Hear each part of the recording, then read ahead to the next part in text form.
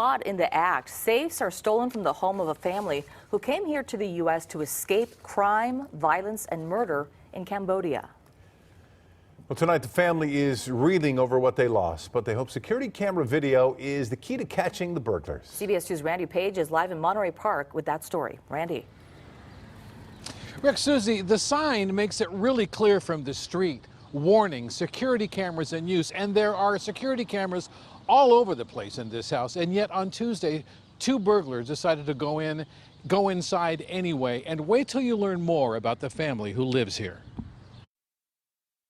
The two burglars came in over a backyard fence and wasted no time trying to get inside the house. One guy tries the patio door, finds it locked. They will spend a few minutes trying to find a way in, then head for this sliding glass door at the back of the house. It's locked too. So one burglar motions to his partner they should break down the door. So they grab a shovel and shatter the glass. They will spend more than 40 minutes on this brazen burglary, going back and forth carrying the stolen loot, finally emerging through the shattered glass carrying a small safe. Moments later, a bigger safe, then a dolly to cart them away. But before leaving, one burglar took his hat off and walked right past one of the cameras, providing a clear view of his face as he stays on his phone, likely communicating with a lookout, while his partner wheels out the two safes, then down the driveway, through the front gate, and down the street. It was difficult to watch. Christina grew up in this home with her parents and two siblings. Her mom and dad have asked us not to show them on camera or reveal their names, but we can show you some old photos. The couple came to California as Cambodian refugees, escaping the killing fields of the Pol Pot regime. They literally came here with nothing.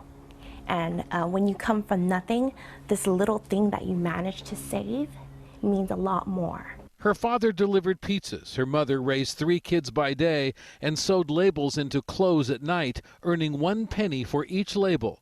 They scrimped and saved and made a life in what they call the Promised Land, proud to be American citizens. Christina says the items in the safes do not have much monetary value. They were placed inside for safekeeping because they represent priceless memories. It's not worth much, but it's everything to them. My mom had a pendant with my dad's name engraved on it, and my dad had one with my mom's name on it.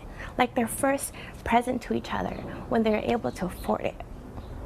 The only item they recovered is this small strand of gold chain found in the dirt, a remnant from a family treasure that is now gone. I was still picking up shards of glass this morning. This is shattered dreams. Christina's sister told me she really believes these belongings will be returned to the family at some point. If anyone knows who this man is, if you identified him, if you recognize him, or have any idea about what happened here, if you could contact Monterey Park Police, this family would be extremely grateful.